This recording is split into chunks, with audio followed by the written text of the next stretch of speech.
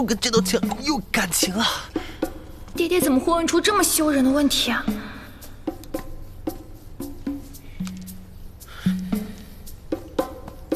啊，谢婉瑜，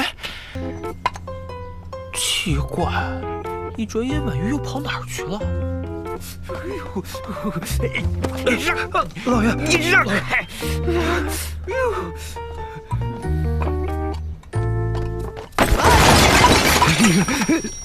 啊！婉瑜，女儿，女儿，我来了！哎呀，女儿，女儿，怎么回事？女儿，你砸坏了没有？女儿，爹爹，啊，女儿，你吓死爹爹了！你怎么在下面啊？那这是谁啊？啊，这是谁？我看他是谁？班恒，你怎么在我女儿床上啊？你给我下来，下来！说，干什么来了？谢婉瑜，我就是要娶你。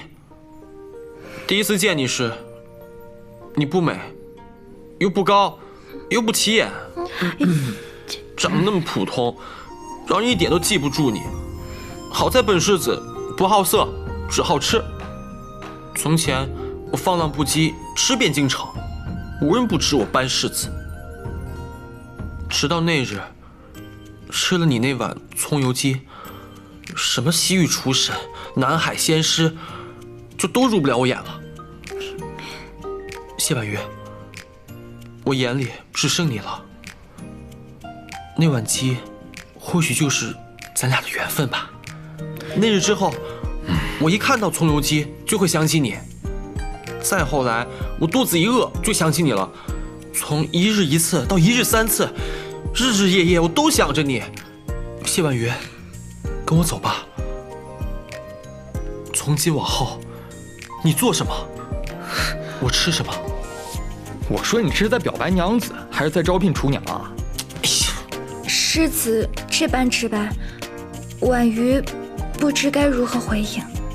世子，你可知我妹妹可是连皇上都敢休的人？你可想好了？自然是想好了，我还准备了礼物呢。没想到世子心思如此细腻，妹妹可是要享福了。把礼物拿出来给我们看一看。我给谢婉瑜准备了手串，听说是可以。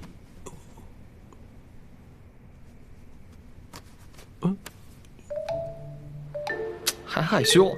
我来定一双。班世子怎么样？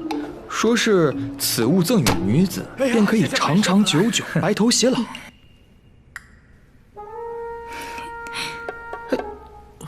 愣着干嘛呀？花100两买的，那赶紧拿出来啊！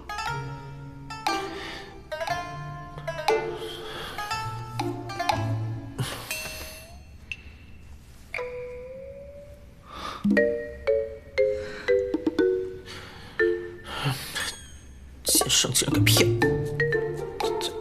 这是面粉啊，世子。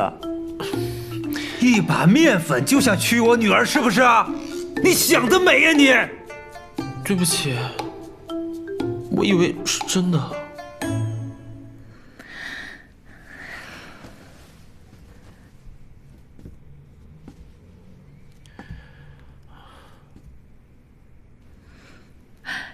世子怎么知道我最爱厨房，爱跟面粉打交道？婉瑜，这桩婚事我不同意。这桩婚事我支持。我听夫人的。